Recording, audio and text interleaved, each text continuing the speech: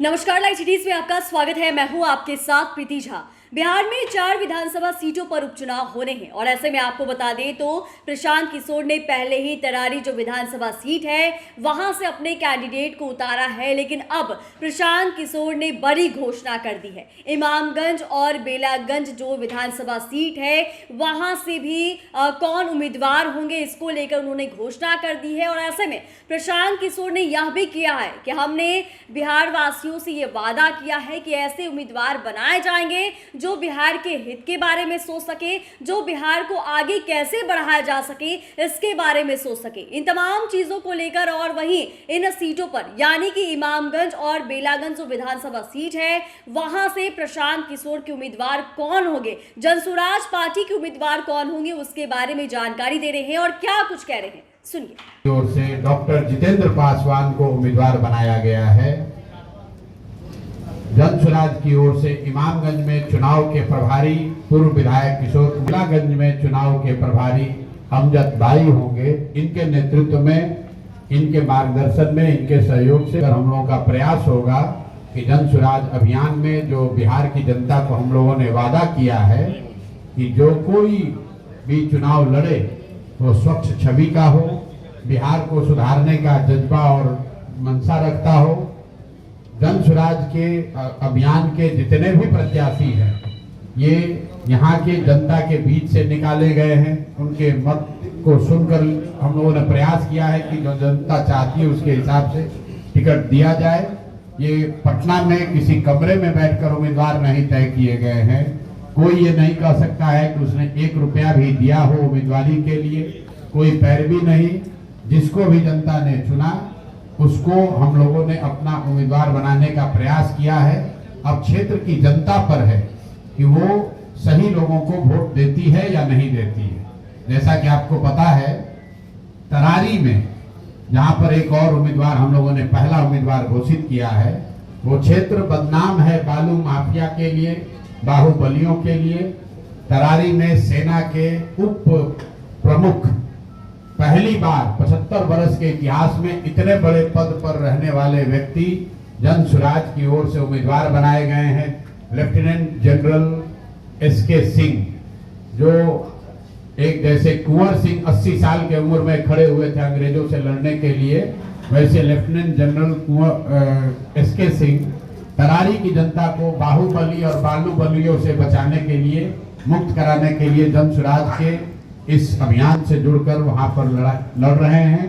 उसी तरह डॉक्टर जितेंद्र पासवान जिनके बारे में इमामगंज के बारे में जो हम लोगों ने सुना, वहां की जनता ने जो बताया कि जनता वहां पर परिवारवाद से निकलना चाहती है, उन नेताओं से छुटकारा पाना चाहती है जिनको वो पिछले 25-30 सालों से जिताती रही है और उन लोगों ने सिर्फ और सिर्फ अपने और अपने परिवार की चिंता की है। और डॉक्टर साहब की छवि जहां तक हम लोगों को समझ में आई कि ये वो व्यक्ति हैं जो वहां पर लोगों का इलाज तो करते ही हैं, के बल पर ही सिर्फ इलाज करना इनका मुख्य उद्देश्य नहीं है।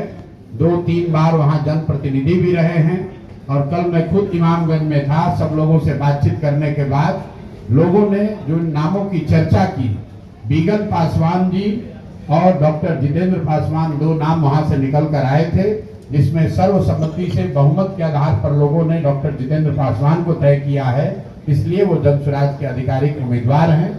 बेलागंज में जैसा मैंने आपको बताया कि बहुमत के आधार पर यहाँ पर अमजद भाई के संघर्ष को देखते हुए अमजद भाई को बहुमत के आधार पर उम्मीदवार बनाया गया था, लेकिन अमजद भाई ने ये तय किया है कि मुझे 3 बार यहाँ मौका मिला है, हम लोग इस बार खुद नहीं लड़ेंगे बल्कि हर हालत में बेलागंज को यहाँ के अपने आप को बाहुबली समझने वाले नेताओं से मुक्त कराने के लिए हम लोग एक ऐसे व्यक्ति को खड़ा कर रहे हैं जो शिक्षक हैं, पूरी जिंदगी यहाँ हिंदू मुसलमान सभी के बच्चों को पढ़ाने का काम किया है और उनकी छवि है एक नेक व्यक्ति की, ईमानदार व्यक्ति की। उस व्यक्ति को खड़ा किया जा रहा है। आप में से कुछ लोग ये कह सकते हैं कि उनको ज्यादा लोग नहीं जानता है, लेकिन जनसुराज में हमारे पहले स्लोगन में ये लिखा हुआ है सही लोग। और 2-2.5 साल के इस अभियान में हमने गांव-गांव में घूमकर कहा है कि जनसुराज सिर्फ मजबूत लोगों को नहीं ढूंढ रहा है, सही लोगों को ढूंढ रहा है। वो आदमी सही मजबूत हो या न हो, जनता की नजर में मजबूत हो या न हो, आदमी सही होना चाहिए। अगर सही आदमी होगा, उसके पीछे व्यवस्था साधन लगाकर जनता के आशीर्वाद से उसको मजबूत बनाया जा सकता है। लेकिन मजबूत आदमी को अगर हम लोग जिता देंगे तो उसको सही बनाने की कोई गारंटी नहीं है। इसलिए जो 3 उम्मीदवार अभी तक घोषित हुए, लेफ्टिनेंट जनरल एसके सिंह करारी से, डॉक्टर जितेंद्र पासवान इमामगंज से और प्रोफेसर खिलाफत साहब बेलागंज गया से, आप देख रहे हैं इनका क्वालिफिकेशन क्या है। तो आपने सुना कि प्रशांत किशोर ने साफ साफ बताया है, जहां तरारी से उन्होंने लेफ्टिनेंट जनरल जो है श्री कृष्ण सिंह उन्हें उम्मीदवार बनाया है, तो वहीं बारी थी इमामगंज और बेलागंज की। और अभी आपको यह बता दी तो रामगढ़ अभी भी बचा हुआ है, और वहीं बेलागंज विधानसभा सीट से उम्मीदवार जो है वो मोहम्मद खिलाफत को बनाया गया है।